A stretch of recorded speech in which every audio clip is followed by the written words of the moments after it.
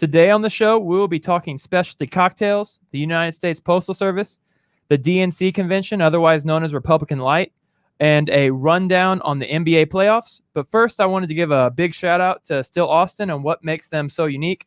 They use an all Texas grains, which are thoughtfully selected with emphasis on supporting local farmers.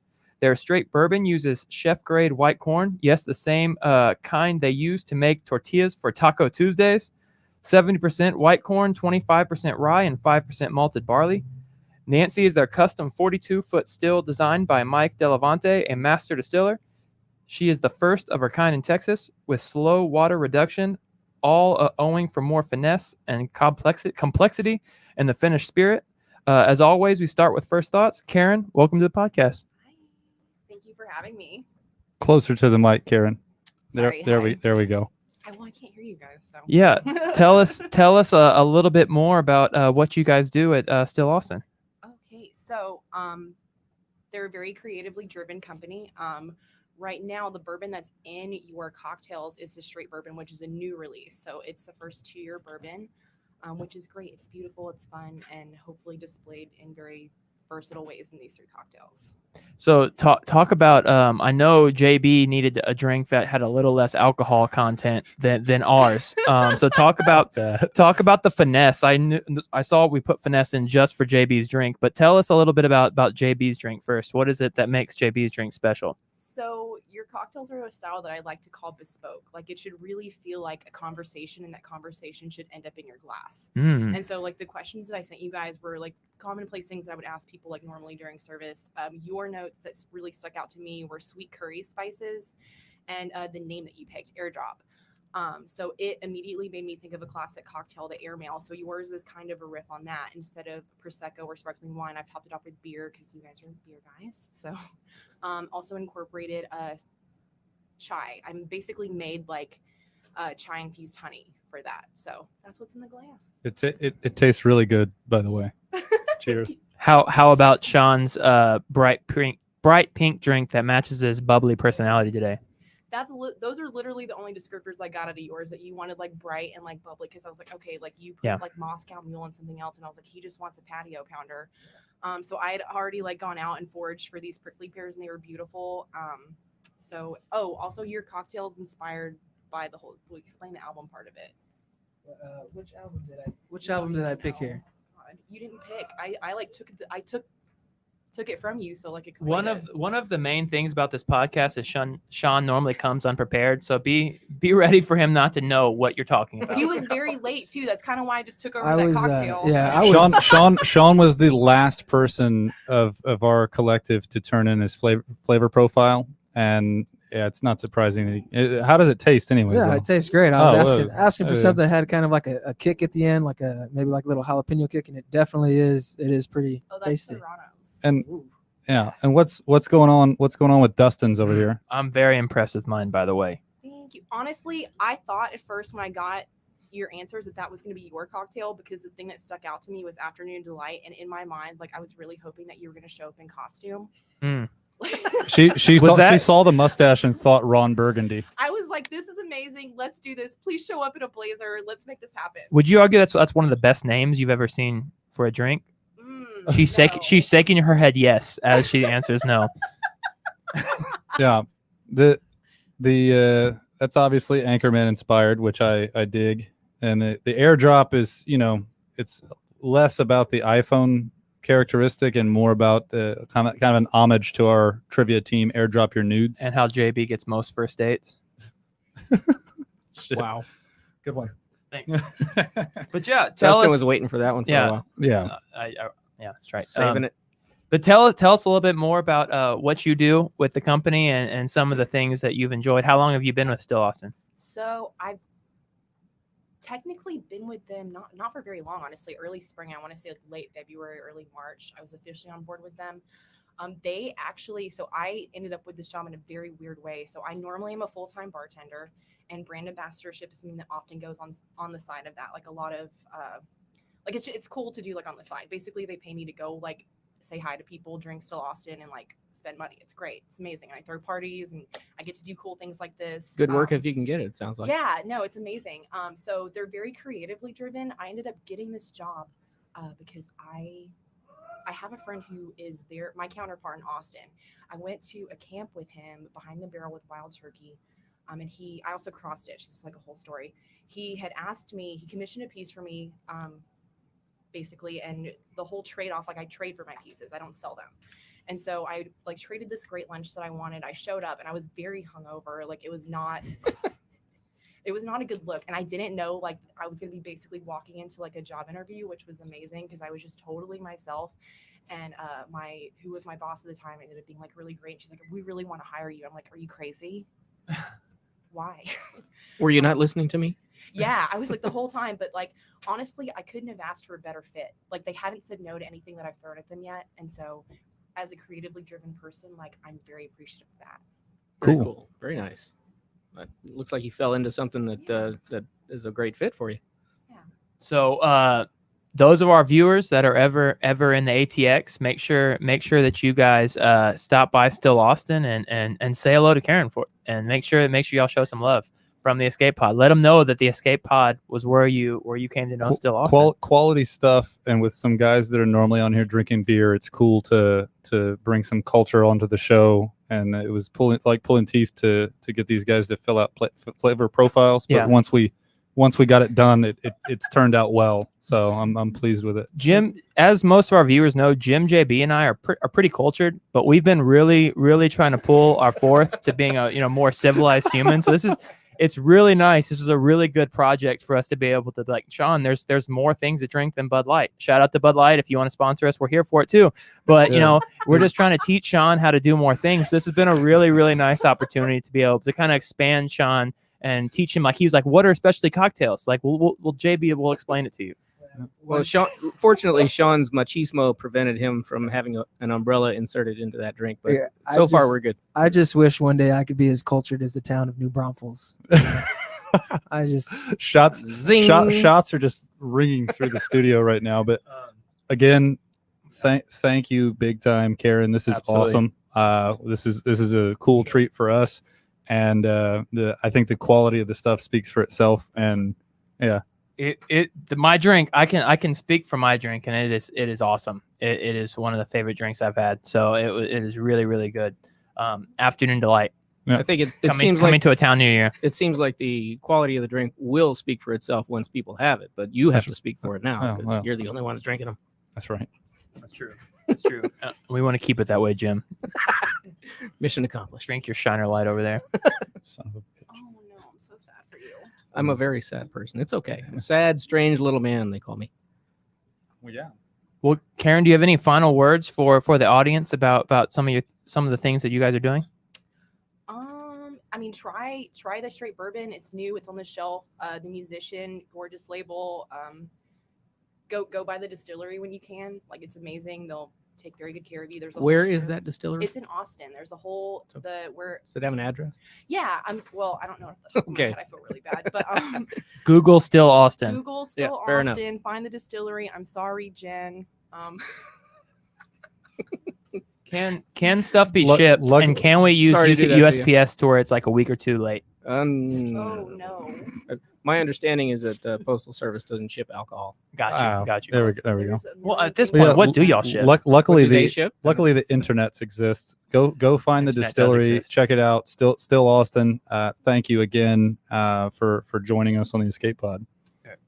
So we'll go ahead and go back to our normal first thoughts. Make sure you guys show some love to Still Austin, like and share, hashtag them and comment on them. But we'll go to first thoughts with Jim. You know, I recently learned that Susan B. Anthony, until yesterday, had never been pardoned for voting as a woman in the 1800s.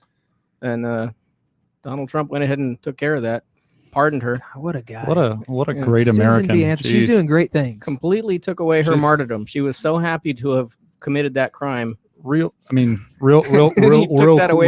Do you think if a staffer didn't tell him, do you think he would have known that she was dead Well, he knows Just off all top. the important facts. He knows all the stuff. Yeah. All the best stuff. So Fred- yeah, Fred- sure. Frederick Douglass.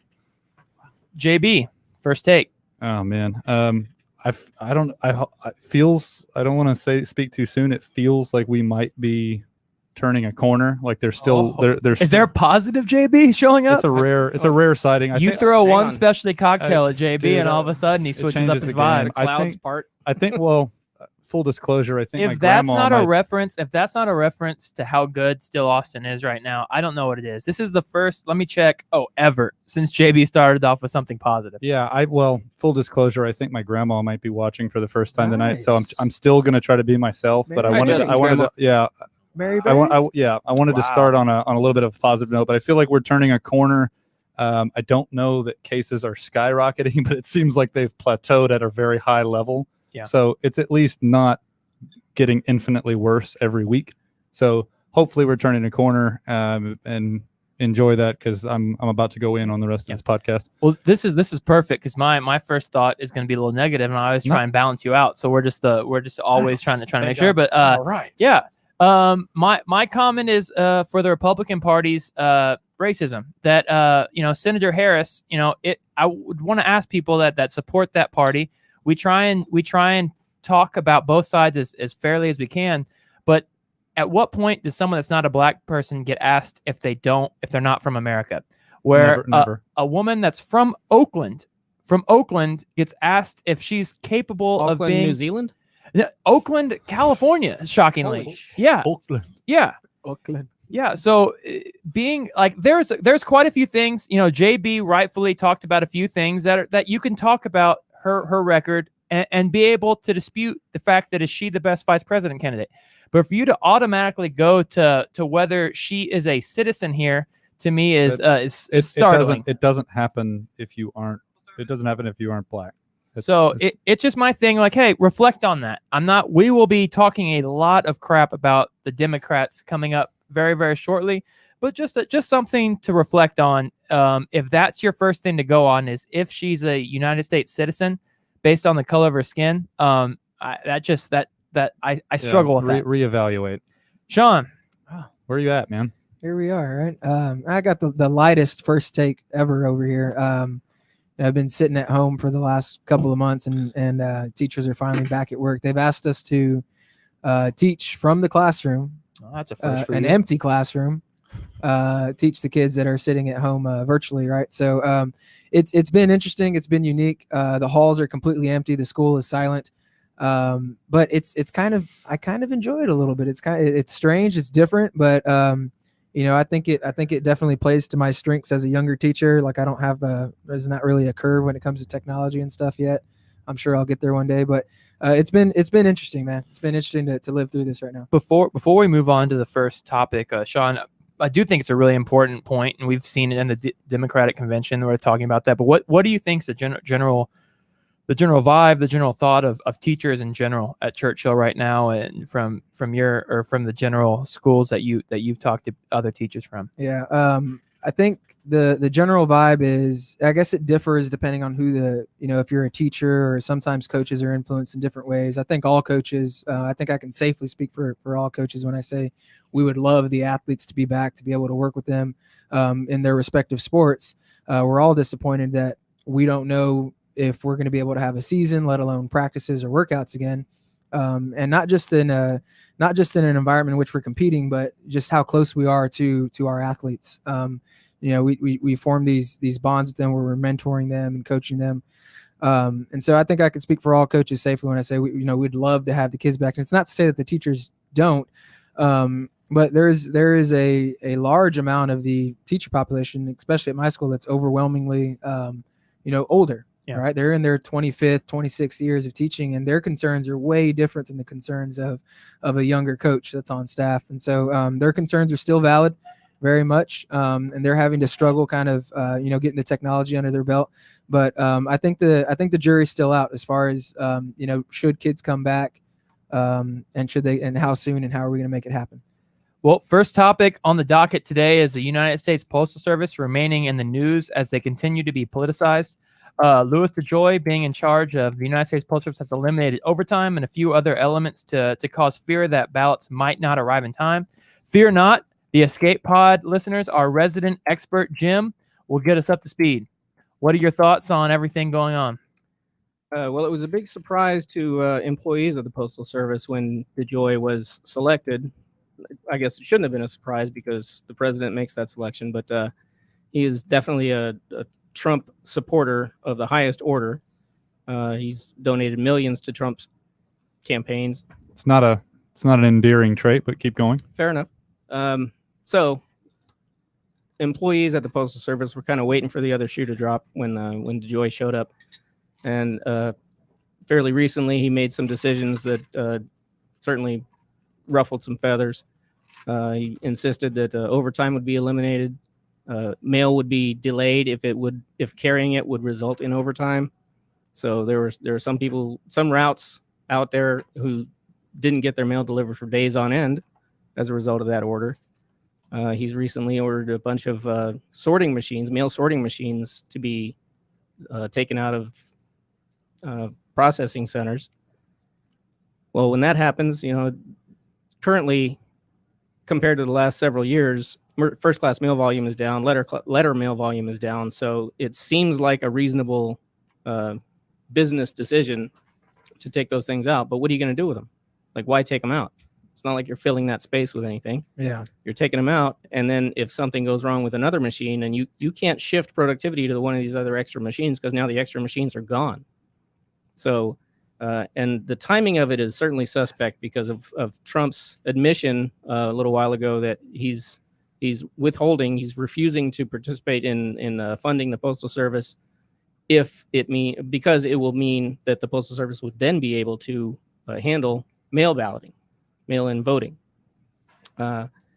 So, and then these collection boxes, that's another issue, and people are all up in arms about that. They think it's part of this too. Removing those collection boxes has been in place since at least 2000. These are the blue boxes those that blue we're collection all boxes that familiar you see with, out on right? the street Okay. where you could just drop your mail in them. Those started to come out already in 2001. It slowed down because right away, as soon as they said, let's do that, the anthrax That's right. crisis. I know you guys were pretty young at that time, but there were some anthrax issues, and so the focus shifted. But anyway, that part's not new.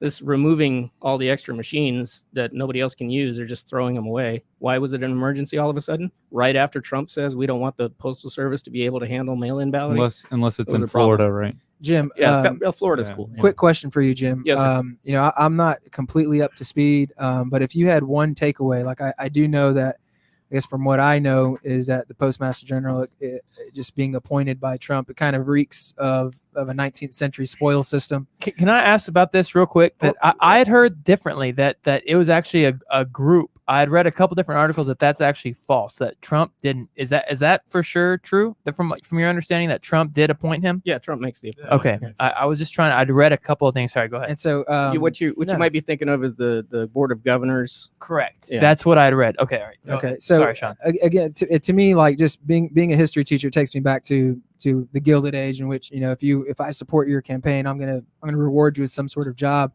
But if there's one takeaway, if we're talking about the average voter, if there's one takeaway of what they should, what should I remember walking into this poll booth about, the Postal Service and the role of this Postmaster General and his relationship with Trump, what would you say that is? The role of the Postal Service? Or the role of the Postmaster General in the this context that we're talking of, as far as the election.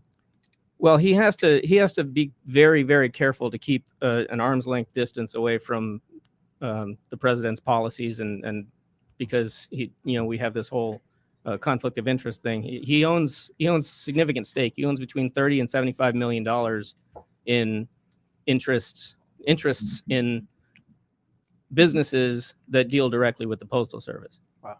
So you'd think that would be like a big red flag, but as it turns out, and I guess we can talk about this a little more as we get along, but DeJoy has an interest in making sure the Postal Service continues as a going concern in order to make those other two businesses flourish. Yeah. Because they benefit from lower prices and continued service by the Postal Service. I want to come to you next, JB. We've talked a lot, and I think this is a perfectly set up my question that we've used the word service a lot.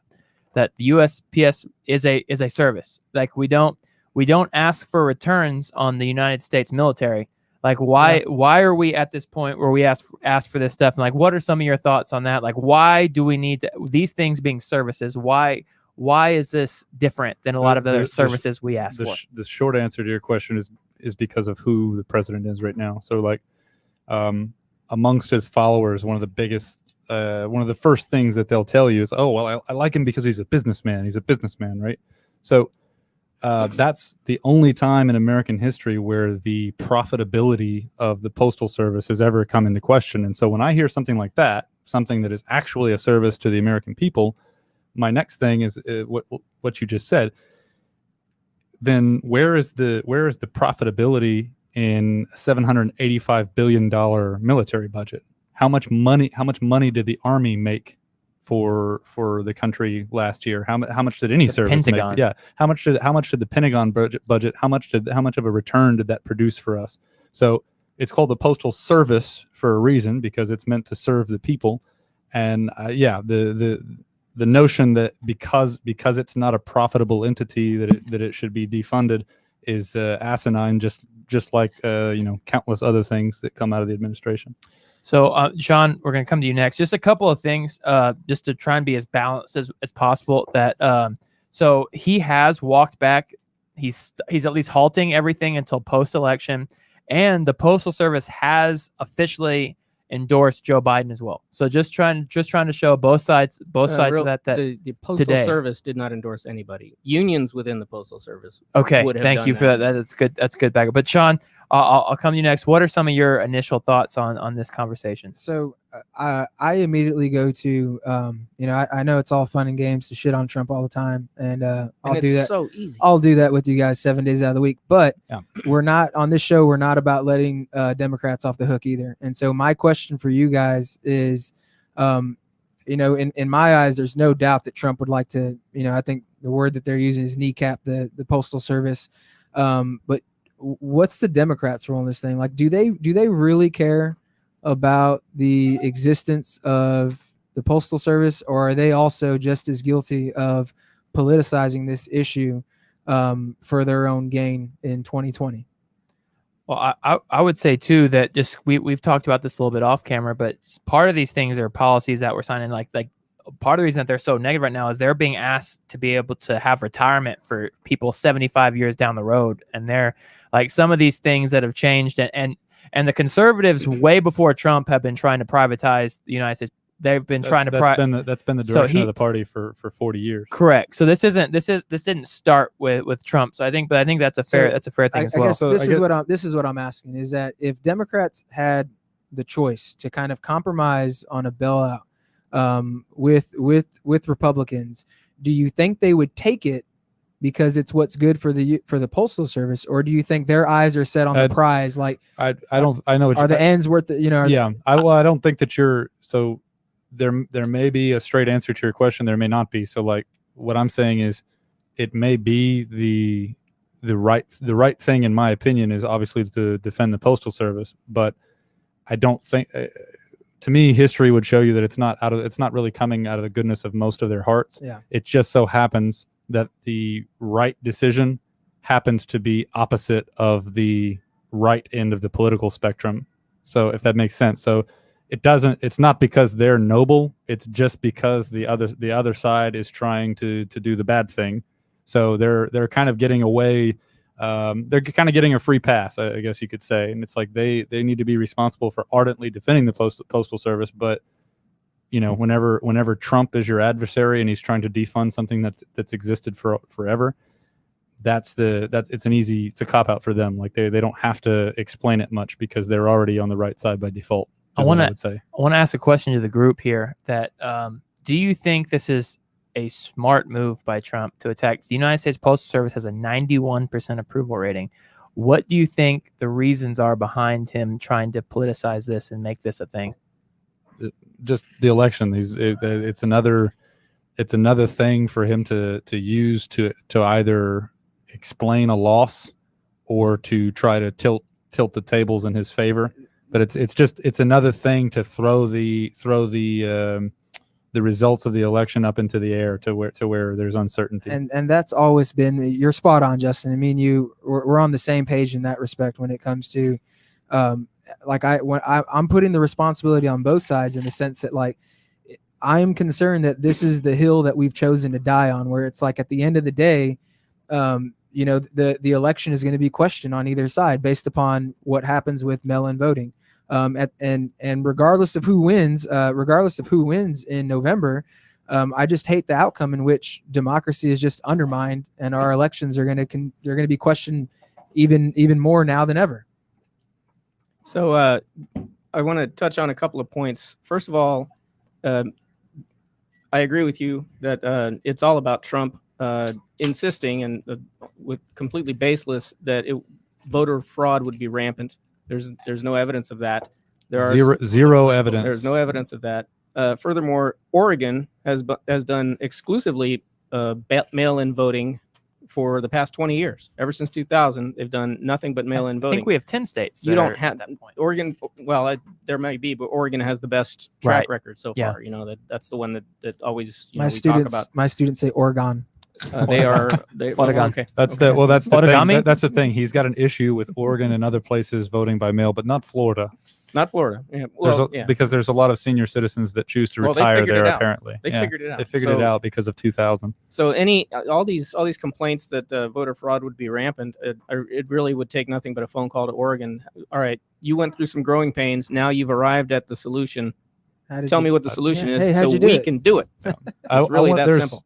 Before we transition, there's one more thing I want to bring up and kind of hear what you guys have to say about it. But with the entire timing of the U.S. Postal Service issue and the focus on it by President Trump, I want you to imagine, historically speaking, right now, and Sean, you'll get a kick out of this, but historically speaking, if this exact situation where a controversial president of a country who could very well be booted out of office in November starts a crusade to defund the Postal Service and take away people's access to voting by mail. If this happened, historically speaking, in a Central American country or a South American country, don't you think that the CIA would be all over that shit and would be plotting and carrying out a coup almost within the same month? But it's happening here, and it's just like no one calls it out with any kind of fervor, like they would if it was in Central or South America. And just imagine that, like you would have an all out revolution funded by the CIA and an all out regime change if this exact situation was going on in a country that was not friendly to us. Well, I mean, do you want to deal with the regime change, Justin, or do you want to deal with the caravan that comes from it? No. So I do. Before we leave this topic, I have a couple of points. Justin has mentioned a couple of times defund the Postal Service, which comes with an implication that the taxpayers are somehow responsible for funding the Postal Service in the first place. Taxpayer funds are not used to fund the Postal Service. Postage is used to fund the Postal Service. The Postal Service has, since the Postal Reorganization Act of 1970, the Postal Service has never had to take taxpayer funds. The more you know. They did for the first 12 years, but that's only because the law required it. Yeah. They didn't have to. Interesting. The losses that the Postal Service has been suffering over the past since 2006 were because of that 2006 law that you referenced earlier, Dustin. It's the Postal Accountability and Enhancement Act, which required the Postal Service to pre-fund 75 years of retiree health benefits, people who hadn't been born yet, 75 years into the future, but the pre-funding had to occur over a 10-year period, which means $5.5 billion paid every year. Yeah. It's important to know that in 2006, there, at no time in the Postal Service's history or the Post Office Department's history has there ever been an extra $5.5 billion. I think there's a similar law for JB, like 75 years in advance, like child support, just in case. I think so. But his makes a little bit more sense. What? Exactly. Yeah. I could very well be voting. Not very well. Most likely will be voting. Paying child support in Belarus? No, definitely not that one.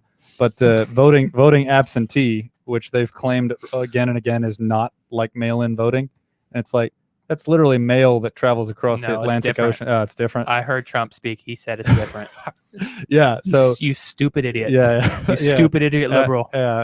Absentee is different. So hopefully I'm still able to vote.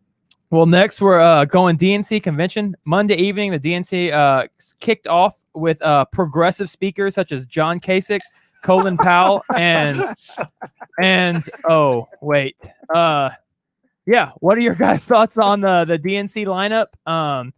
And Joe Biden bringing decency back to the U.S. White House. I always laugh at like that's like the biggest thing. Like it's like when decency is the best word that can strum up for you. That's when you know like it's not greatness. It's not like excellence. Like decency.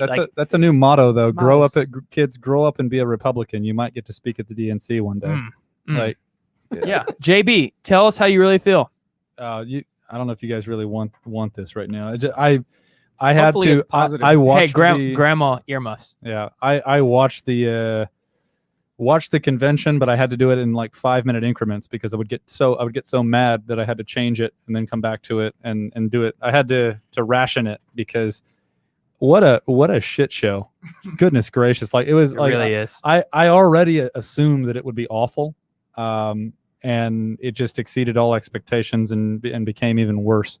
And if you were looking forward to, I don't know, a convention talking about policy, this was not for you. If you were looking for something that talked about the nuances of Joe Biden's privileged ass life, then this was definitely for you. And if you also wanted to hear a number of Republicans speak about things that are important to them and their opinion of Joe Biden, this was also for you. So just an all out shit show of a convention. Yeah, it's definitely neocons everywhere are definitely celebrating. Sean, I know you've had a lot of free time with this being first week of school, and so I'll just kind of like, Give you 10 words or less. well, let me ask you though. This is very easy for you to get into this person's spot, but if a young progressives all over the country, what are you to think about, the speaking lineup and the group that like could have basically come out in 1992, essentially? Like what are some of your thoughts and takeaways from at least just the speaking lineup that was presented here? Yeah. So I unfortunately, like you said, time is hard to come by these days. And so I didn't go through the entire lineup of this glorified Zoom meeting that y'all had the chance to get into. But from what I checked out, I checked out Michelle Obama because that was my, Your crush. I kind of had a little, and I wouldn't say a crush on her, but maybe a VP crush. I was kind of hoping that she would come out the gate and throw her name in the hat. But I checked out Michelle Obama, and then I also listened to that little round table of Republicans, including Kasich and Susan Collins. And so we'll talk about them later. But I just want to real quick, because it's going to be easy to shit on this entire convention. But Michelle Obama, to me, her speech was moving in a sense. Like I think she has a way of connecting to real working class Americans. And I hate to compare. I'm not comparing her to Kamala Harris because she's another African-American woman. I'm only comparing them because both of their names were brought up for possible VP for this ticket. And Michelle Obama has the luxury of not having to she never actually threw her name in that, so she didn't have to sling mud with everybody. Kamala Harris kind of appeals to people's emotions a little bit. And I think that Michelle Obama can get her point across just with her grace and her dignity. She moved with the grace of a drone, one might say. I don't know. That's a good way to put it. Yeah. The grace and swiftness of a drone. I thought she was awesome. And I know we're going to talk about it in a little bit, but the whole John Kasich, Susan Collins, to me, that just fell on deaf ears. It was an appeal to swing voters, but I don't think the convention is really a place to attract swing voters. It's Republican light. Here's my biggest takeaway, and we all know this, and are like the first thing, if you're talking about another coach, and his saying is, you know what, that kid's a really good kid. He's a really hard worker. That's a huge red flag. It's usually a like huge red flag. It's usually like a surprise. And when because if it's about a really good player And They're going to talk about their talents. Well, no, but there are really good players that you follow up all the details, and you're like, and the best Yes. part of it is that he's a great kid or she's a great kid. Yeah. But when you start with that and you- end with that, and that's what Joe Biden is. Yeah. Joe Biden, they if you listen, it's like, oh, here's Joe Biden's, it's with no stats or bad stats, correct. no platform to speak of, like no talents, but he's a decent person. He's like us. We're politicians. Believe us. He's a great It's like- practice player, is what Yeah, you yeah, said. yeah. Joe Biden is the ideal like heart and hustle practice player, but you don't put him in the game, man. Don't put him in the game. I think JB and I have both painfully watched all this stuff, and here's my thought. I've watched some of this. I listened to like Bill Clinton's ex person that was running his campaigns, and the thing that's struggling for me is like they just don't get it. They just don't understand. They're running on a platform to me that is almost completely, hey, we're not giving you much, but look, we're not Trump. And to me, that's where they miss the ball so much, where there's so many people asking, well, what are you willing to do to help us? It's a big risk on the part of the DNC. Absolutely. And Huge risk. I almost lean, after watching this, I feel bad saying it as someone like, I almost think that it'd be better for Trump to get reelected and for the Democratic Party to see that this playbook is the wrong playbook. They're literally too stupid to know that. Though. I'm right there with you. No, they're literally Like I feel bad saying it, but it's really Yeah. I think if I had to choose, if you I think that's where I'd go. if you forecasted the escape pod having 2 out of 4 members silently giving Trump the nod in your 2020 playbook, it would be a surprise to me too. Let me ask you guys this as an open question. Like this is one of my most the polls have stated this. Like AOC is the hottest in a lot of different ways. Hey, Shout out to oh, AOC. hey. But she is the person that everybody wanted to hear. You can give multiple Republicans. You can give Democrats from the 1990s that basically had Republican ideals, and you can't give 5 minutes. No. You can't give 5 minutes to one of the most popular progressive No, candidates. What are you telling the Democratic Party there? I'll tell you, this is exactly what they're saying. So we talked about this on previous shows. The DNC's made a decision, right? Like they've made a decision on, are you going to go the populist angle, and are you going to go with the people, or are you going to go with corporate interests and what writes checks for you? And they've made their choice, because AOC and Bernie and the populist movement in general, progressive, it's like, okay, well, they didn't win your rigged primary, but they carry a ton of weight. And in my opinion, they represent largely most working class Americans in this country, whether those Americans choose to identify with it or not. And they get collectively like 9 minutes to speak. Meanwhile, Republicans who voted for the war in Iraq and have made a career of being anti-LGBT and and a number of other important issues, they've made it clear, like they've chosen interests over the people. And what I can agree with you guys on is if they lose, they absolutely deserve it, because you didn't learn your lesson in 2016, and now 2020 is coming along, and it's like you're the best thing you can muster is, hey, let's go in a time machine back to 2008. Wow. Jim, you're the resident outsider here.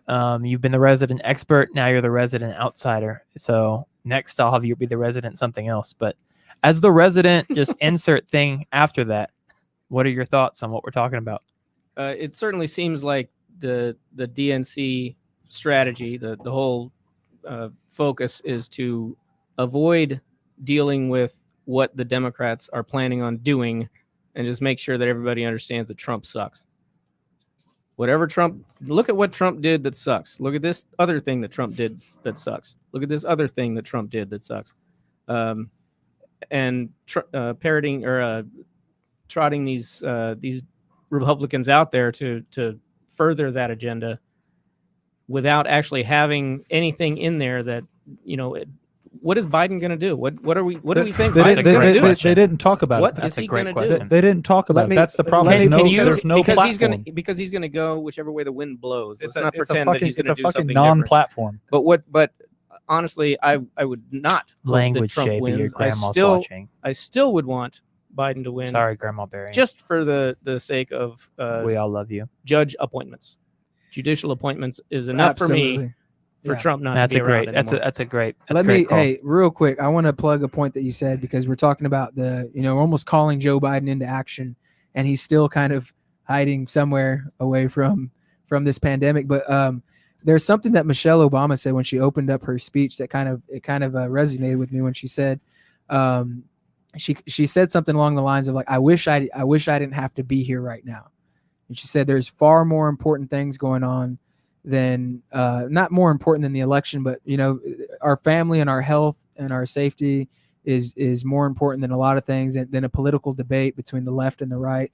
But to me, and it could be true in some sense, but to me, it was almost like an excuse for Biden and his absence recently, where it's like Biden's take is, hey, I'm not going to ruffle any feathers right now. I'm definitely going to run on this, let everybody else attack Trump, and I'm just going to kind of sit back and The on my best thing hands he and could see what do he is can keep his mouth shut as much as possible and just let Trump. I mean, he's already got a video Punch out of him himself out. riding a bike, and he's Doing a still great he's job. technically still alive, and so in their opinion, as I understand it, that's a requirement. yeah, that's the most the most astounding thing to me is like there are actually people that get paid to be staffers for the DNC and for the party, and this is the best they can do.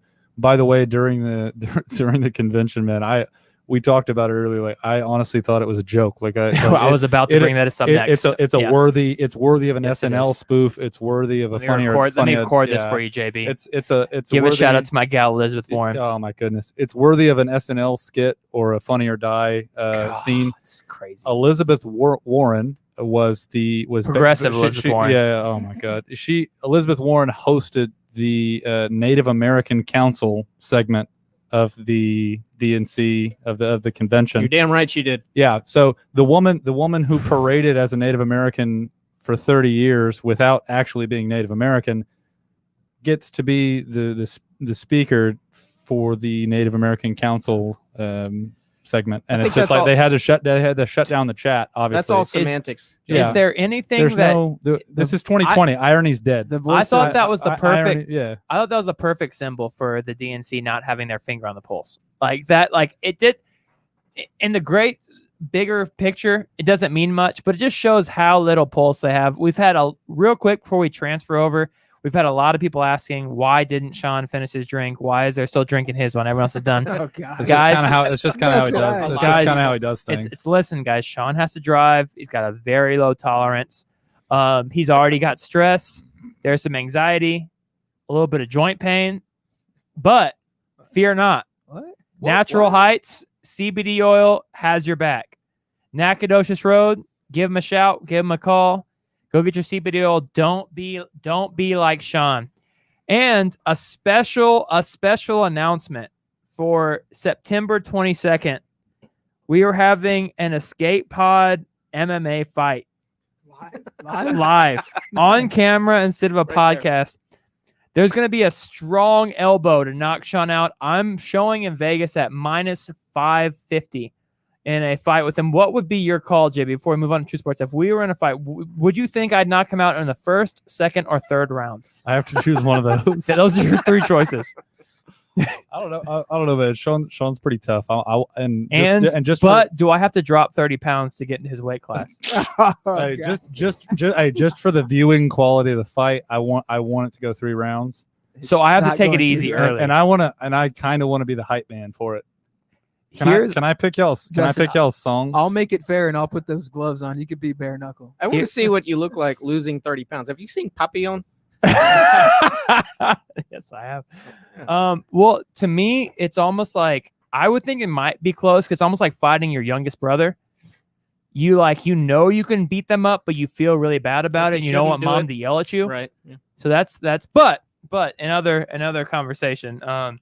Real quick before we leave transfer over. this convention business, how happy do you think the Republicans are about all this nonsense, and how much are they scrambling right now to go, holy shit, let's not do that? That's a great question. I don't know if they are happy. I think probably I think it might be a sound strategy to win the election. I think it's a shit strategy to to keep progressing forward. But I think fair they're. enough, yeah. I think what they're doing is to try and grab those people that are kind of in the middle. Like, look, we're not the progressives. We're basically just like you. We're basically Republicans.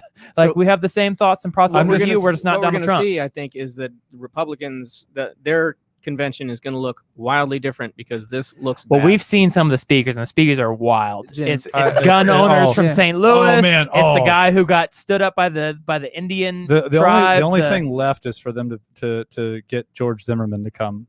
If that'll be the next thing that Yeah. they do. But no, honestly, the last thing before we move on here, I got to call this out because I'm tired of hearing it. Oh. The Republic. Sean What, can beat me? what will be said at the convention at the RNC? It's going to be they're going to use the term radical left. They've already been using it a lot. Radical left and far left socialism. And it's like I'm saying this because Biden is a socialist. I'm saying this I saw because it on I'm Facebook. saying this because I care, right?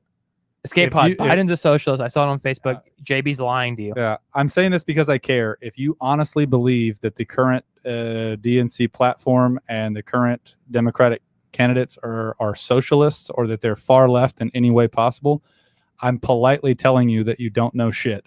Glenn Beck told me differently. and to please actually look up what democratic socialism is because the Democratic platform isn't anywhere close. So Just- breathe Justin easy. had a strong drink. today. They've definitely Fuck tried you, Sean. hard to avoid looking that Ouch. way. That's for sure. Monday, the NBA playoffs returned. I'm going to rank each first round matchup from worst to best, and I just want your guys' general feedback on each round. So I'm not gonna. So my number 8 is the one that I think is the least interesting. That I think could be a borderline sweep is the Raptors Nets. Yeah. Nets playing with the borderline JV. Raptors, I consider them like Spurs 2.0. Like they've got the great coach, they've got the system where everyone just kind of fits in their spot. I feel like it's a classic like They're just in the East, and so they outmatch their opponent. But Yeah. yeah, no, I agree fully with that. The Nets might be on a revenge tour next year, but they're going to be but- different. But for the moment, But yes. right now, yeah. easily the most exactly. boring series. What do you got next? The Nets next year will be on what the current ladies call the glow up next year. Ooh. Number 7, I have, and maybe when I originally wrote this, things have changed a little bit because the Magic came out with a huge game 1 win. They won without Aaron But Gordon. And you a know, few like other guys. and I had the Raptors in 5 on that first one. Yeah. Bucks Magic. I feel like again the Magic being an 8 seed and being an 8 seed without Jonathan Isaac, without our boy Aaron Gordon. Shout out, Train the AG. Mind. Shout out. AG. So they're out without a few of their best players, and then it seems like another JV varsity matchup. But the Magic won. Magic show a To lot be- of pride. To be fair, they are actually at home. It's true. Ah. It's true. Yeah. So I mean, they Great didn't- point by yeah, JB. Yeah, I mean, technically.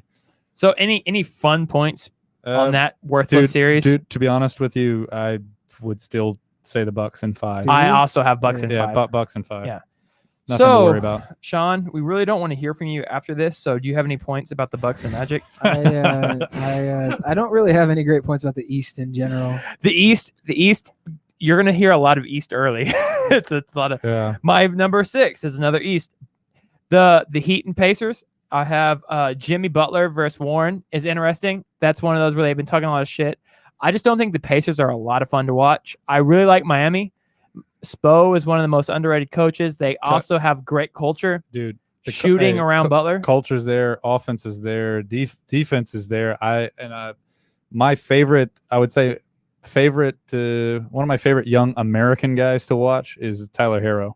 Like, Dude can dude, play. man, absolute gamer, and it was his. So obviously, there's other young guys that get the lion's share of the attention, and rightfully so. But for the Heat, that's a guy that he's already putting up numbers, and it's his first ever shot at it. I think he gets slept on a lot because he gets that title of being like the assumed like designated white shooter. But Yeah. he can. No, he can. They do, run plays for him. Man, and he can do a little dribble bit of drives, everything, he and can he do a plays lot. with, and he plays with, he plays with Dragic. So How like do every you, other time, Dragic yeah. is going to go off. How do you so. tell your best friend that his favorite players are only white without sounding like an asshole? You just say it on a podcast. he got on the court at Kentucky. That's enough for a white guy. Kiss my ass. You know- Sean. Klay Thompson is mixed. The- Siakam is Mixed with what? Siakam. Wealth and Oh god damn it, Sean. Just speaking of, before we move on, I want to just show a shout out. Like the guy I was like guys that do a ton of shit that don't get love, that the basic fan doesn't know much of, is Bam. Yeah. Bam, He's tough. Bam is that guy on He's that team tough. that makes them so interesting. I think he's a candidate for potentially a defensive player of the year, most improved, and he's a dude that just can get 10, 12, 14 points without ever having a play run from him. He's a guy Well, to me that's that what they makes don't him- talk about a lot, but I love watching Bam play. And that's one of those things. I think the casual fan might not appreciate him, but you can rest assured that when teams are scouting and game planning for the Heat, they've got his ass on the paper quite a bit. He's tough, man. Absolutely. Now I have Heat and 6 on that one. Sounds Fair. Yeah. So then number five is, and I feel like I might need to move this up after the Jazz just spanks the Nuggets. You need to. I can So- already. Yeah. I don't feel good about this anymore. But this at lunch day, I wrote this out and I felt good about it at the time. Donovan Mitchell. My question to you guys is, does he need help? Game 2, he did not. Game 2, Donovan Mitchell to me is one of the more interesting superstars. We actually talked about this off air. He's one of those guys where he doesn't necessarily have a ton of size. He's not numbers wise one of the greatest shooters in the league, but he just consistently finds ways to elevate a team that offensively they're nothing to write home about. To me, man, they're just one of those teams that have to catch they're streaky. They have to be on a streak, because Donovan Mitchell is going to do his thing, but there isn't exactly a Robin to him. There's a bunch of really good guys that are in supporting cast. They're pretty good on defense, but he has to go off, and those other guys have to hit shots. They have the least room for error out of these good West teams. I gotta chime in here because y'all are shitting on the Nuggets a little bit. Like they haven't. We're been- not I'm shitting picking on the Nuggets to Nuggets. win. What do you mean? We're not. All right, talk, Sean. Okay. Well, I'm just hey. At the You got last 30 seconds. the last 5 games, which And is time. which is half the bubble, by the way. The last 5 games, the Nuggets have kind of been a little iffy or Yeah. so. But Jamal Murray is back in the lineup. Michael Porter The Jr. man. Michael Porter Jamal Jr. Murray opened is up the man. first playoff game of his career. He came out with 28 points the other night. Look for that guy to turn out. The problem is outside of those 3, outside of the Jokic, Murray's, and Michael Porter, when he's involved in the offense, they don't have too much there. Even though they play a good style of basketball, in my opinion. But they're gonna put up a fight. This isn't gonna be a. Those are three series. nice guys to lean on, though. Jay- To me, that's after my favorite team. The Nuggets are that's who I want to watch. Jokic, right? Let me ask you. Let me ask you, Murray, Jay. man. Let me ask you, JB. I'm gonna have a follow up because this is the point that I have to make about Utah. Who is Utah's? Who would you argue is Utah's second option late in games to get a bucket? Damn sure not Gobert. Is it- It's Ingles probably, right? It's probably Ingles, because I mean, despite appearances, like he can make some things happen, and you can run plays for him. And that to me is their fatal flaw. That to me, like, and we always reference everything that's like, I agree with you. Yeah. Ingles is their second best offensive scorer. And I Yeah. don't think it's that close unless Jordan Clarkson gets hot. Yeah. And Jordan Clarkson's not nearly as consistent. That to me is the problem. You look at championship teams, Ingles, you are a championship level team. He's a championship level player, but Yeah. he's got to be the 5th to 8th best Well, scorer. that's what separates them from the rest of the teams we're about to talk about, is that Exactly. they've all Joe- got There's legitimate. more. Guys, Joe Second. Ingles is like, I mean, great player, but I'm just saying, like, you could pass him by in a bar in Texas, and you'd be like, oh, just another patron here. Well, I talked to like Look at Sean. me and- Look at Sean just judging books by covers. Sean, I kind of like we're not like I think Joe Unbelievable. Ingles. If you're a championship team, Joe Ingles to me is like He's a great is a role Marco Bellinelli times 8. Like Marco was one of those guys that when he got hot, you played him 30 minutes and he could score 25 points. And Marco was like when the championship teams, he'd be like the 6th, 7th, 8th option when he was hot. But when you need that guy to be your second option, Yeah. to me that's a structural issue with Utah that I just can't pick them. Joe Ingles is a bigger reincarnation of Jeff Hornacek. Oh wow! So, Shout out Jeff yeah. Hornacek. Love Jeff Hornacek. I've got Nuggets in 6 still, even though Utah should have probably won both games to start. And a huge shout out to Donovan Mitchell. My number 4, again, after watching late last night, I might have switched this, but Lakers Blazers. This is the one that pop culture has currently got at 1. I am not going to overreact to a game 1. First of all, as always, it's let me check. It's Dame time. But I'm not going to overreact to the Los Angeles Lakers shooting 14% from 3. At some point, a shooting guard might show up for them. But what are your guys' thoughts on the Lakers Blazers matchup? And do any of y'all think the Blazers have a legitimate shot at winning this series? Well, what I will tell you about this series, Ready about to go with this about series. that first game, the Lakers were 5 of 32 from 3. If you make 8 of 32 instead of 5 of 32, you're still only at 25%, right? That's still shitty. But they would have won the game if they had done that. It won't take much to overcome that kind of shooting performance. Either hit a couple more or change it up so you're not shooting so many bad shots. This is another. I mean, the Blazers seem to be stuck in this continuum, I guess, of like where they're impressive at times and they've got a good team and they're good enough to make waves in the West, but they're always matched up against teams where they're just inside, they're not equipped. And in this case, it's actually not on defense that they're not equipped. It's that they don't have any punishers on offense, whereas LA's got everything but 3-point threats at this point. And so it's just like for them to imagine them winning 4 games against the Lakers with a pretty deep team and 2 of the 5 best players in the world on their team. I don't see it as impressive as Dame has been. And honestly, he's a unanimous MVP of the bubble. But if the Lakers would have to massively fuck up for them to not win this in 6 games. Okay, look, let me just go ahead and take the other side of this argument over here, because there's no doubt that Davis and LeBron are 2 of the top 5 players in the world. But if we're talking about the top fourth quarter player in the world, like I think Dame's name is in that hat for sure. To me, I don't think you could argue that. And unless the Lakers are just going to blow out Portland, like if Portland's knocking on the door, it's always going to be a series at this point. And yes, the Lakers did shoot it bad for sure. If you're looking at the box scores and you're checking out percentages, but LeBron had a monster triple double. It's not like everybody played like shit. The dude had like, what he had? He had 20, like 26, 27, 16, and 15. Yeah, Like he was killing it. It's not like LeBron was just going. LeBron scored 16. Like, people weren't really shitting on LeBron as much as they were. I think the call is for AD to if he plays how people are accustomed to him playing in a 7-game series, I don't see it going past 6. Okay, AD had a good game too, though. Let me ask y'all this. TNT was saying like good, not great. The biggest problem with them is structurally, like they just screwed up with how, and we'll get to you can ask the next question, John. I won't, but it all comes down to right now. The Lakers are in a real dire straits, whether it's Portland or the next team or the next. They don't have shooters around their 2 best players. And that's what, like, a lot of times we want to talk and make it complex and this and that. Yeah. But right now, the league is about shooting the basketball. Yeah. And if you put a couple of shooters around these 2 guys, this is the best team in the world.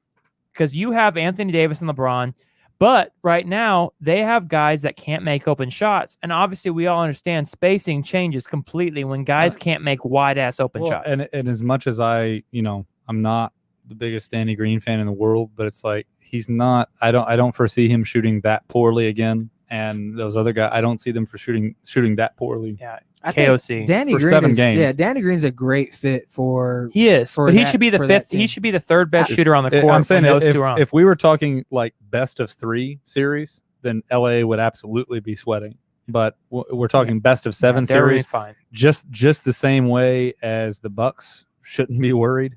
LA's not worried about Portland. They'll beat Portland, but we are seeing their Achilles heel that they just can't shoot the basketball. Sure. Sean, you had a question. I kind of crossed you. So go back. You're good. Go back to the mustache. LeBron was. I'm gonna rub it across the mic real quick. Oh shit! Okay. Gosh, it's a COVID mustache.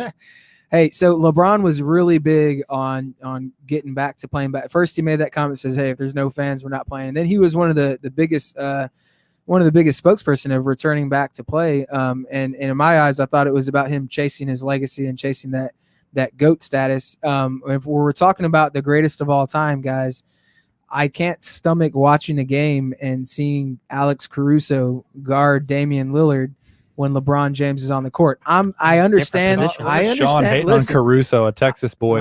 Jesus. I understand that the matchup as far as size makes sense between LeBron and Melo when Melo's on the court. But from a coach's perspective, like, who are you going to make? Are you going to let Lillard beat you, or are you going to make Melo beat you? A 36-year-old Melo? Yeah. And so essentially, what I'm arguing is, at what point or is LeBron going to step up to the plate and just say, you know what, hey, I'm going to guard the best offensive player on the court right now. That's what he had to do in 13 when Tony Parker, the last time he was in the not the last time, but when Tony Parker was on the court and he was out of his position, it was a smaller guard, but he just said, hey, fuck it, it's the best offensive player on the court. I'm gonna stick him. I think that's fair. Let's move on to number 3. And again, these might change as real time happens, but Celtics are now up 2-0. The Celtics 6 I thought was really interesting because here was going to be my question I was going to pose to you about this matchup. In my personal opinion, if you rank the best overall starting fives in the league, not in the league, in the East playoffs, this is 1 and 2. There's teams with better overall players. Obviously, Giannis is most likely the best player in the East. But if you talk about just depth of their starting 5, both teams have really good best 5 players. And so that's the thing I found interesting. The Celtics team fits, the Sixers team doesn't. But I felt like it was super interesting. And Joel Embiid might be a top 3 player. I think this is a quick conversation. Like Joel Embiid said it himself, he has to do more. But even if he does do more in seven games, I don't see them beating the Celtics, man. Even with Hayward out, I don't see them beating the Celtics. They're the Sixers, even with Ben Simmons. I always thought it was a bit overhyped. Yeah, like they're good, but not 2 rounds or 3 rounds good. And the Celtics, just personnel mixed with Brad Stevens. I mean, I think they're guaranteed to move on in this one. It just shows the importance of system and culture as well. That these two teams are comparable talent wise. I'm a huge Embiid fan. Like I love Jokic for different reasons than Justin likes him, but Embiid is dominant. Like you just can't deny him, man. Like that dude can work. If you don't double team him, he's going to score, and if you do double team him, he's an amazing. He's learned to be an amazing passer off the double. And so I think it is going to be a great series, but I still see Boston kind of coming away with this one. I think this will become the ultimate off season discussion of which player they build around. I think Embiid or Simmons are both top 25 players in this league. And I think it's clear enough that both those guys don't complement each other. Not at all. And then also they don't have the right guy running the team. Like I think that conversation, like this team being knocked out in the first round of this week of an East is sad. Would be nice and convenient if they still had McConnell, who's doing really well for the Pacers right now. Like someone who could just feed the post. Would have helped out. Yeah. Next one, JB's personal favorite is the Mavs. I have the Mavs Clippers number 2. I had the Celtics in 6 on that one. I might even switch it to 5 after this game too. But I don't think this is going to be that great of a series. I think the Clippers are clearly better. But anytime you get to see a young Luka and Kawhi go out and they're head to head, like a lot of times we have great players where it's not like, technically. Luka's one of the worst defenders in the league, and Kawhi's guarding Luka. So Kawhi has made it head-to-head. Luka sits and guards the 5th best player. We'll let JB discuss this later. But this, to me, is one of the most interesting things. I have a feeling the NBA could force this to be a 5 or 6 game series because they want to see Luka be good. The NBA do not talk about what the NBA wants to see. That's bullshit. The NBA wants one white superstar. They need that. Yeah, They need that. If the NBA, Luka's a worse defender than James Harden. I'm going to say it right now. Listen, we're not Holy talking about monkey. that. And that's saying something. Don't try to act like the league is playing any sort of favoritism towards the Mavericks. That's bullshit. Kristaps Porzingis. Everyone loves Cuban. Everyone loves Luka. No. They both aren't that great. I'm gonna check how many free throws he shoots a game right now. Sean. Thank you, Sean. Don't even look it up because he's getting hacked the entire time. Are the Mavs allowed to have any black players, by the way?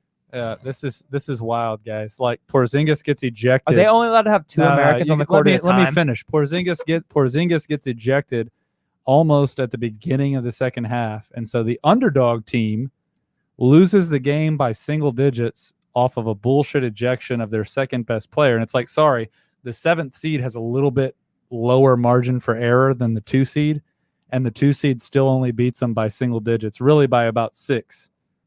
Just unbelievable. And whatever numbers Sean has pulled up a breaking news statistic. Sean, you guys are full of shit. Sean, we're gonna go to you next. You Sean, what have you found? Whatever he shot, it should have been double. I just Whatever he shot it. Whatever he shot, it should have been double. Any basketball Jay- fan that watched that game could tell that the officiating was shit and that it was lopsided. JB is one of the smartest human beings that I know. But when it comes to the Dallas Mavericks, JB is Donald Trump. Okay. I Holy gotta. monkey. So a lot of Wow. people will give LeBron shit for saying he flops and he gets a lot of Oh, calls. I love this. I'm looking up the Tell NBA me about flopping. free throws Mm. attempted per game. I'm looking at who gets to the free throw line who's getting the most calls. Incredible. Who is it, Sean? At number 4. Number after 4. James Harden, who does get a lot of calls. We Mm. could all agree. Yep. The MVP Giannis is clearly up there because Yep. he's just a dog. He's a dog. Trey Young, I don't know why you're there. Ah, fuck Trae Young. Luka Doncic is 4th. Wow. And still Getting every call. No, bullshit. Getting Hey, every call. and the other the other 3 guys you mentioned before him, they don't go through what he went through, what he's gone through in the Oh my playoffs. God. No, I thought they you get meant those. I thought they- you were talking about his upbringing. no. because- If any of those 3 Tough. guys, So then he is childhood. tough. it's bullshit. Other than Harden, if those other 2 guys were half as crafty as Luka, they'd shoot twice the free throws. He goes to the line- Harden is plenty. No. crafty. I said the other 2. Okay. The other, I will never call Harden Okay, not crafty. okay, He goes my to the bad. line- I missed that. 2 more No. trips. But 2 no, more hey, trips than this series, LeBron. as a Mavs fan, I can fully admit that they're not favored to win, but it bothers me to see them robbed in that way. I just hope they take. I hope they take it to 6. It would be nice. I have clips in 5. And then my number one is OKC Houston. Why is this your fucking top game? look, They look, lost by to me- 20. blood. To me, yeah, I did this I tried to think of this how I thought it was before the first game. Houston played amazing. They're built on the 3, so they can Houston can win by 20, lose by 20, and it can still be a 7-game series. So Houston, OKC, the Harden versus Chris Paul thing, the Russ versus OKC. To me, there's a lot of backstory. Like, You're a storyline guy. This is a storyline thing. Like, the storyline to me is interesting.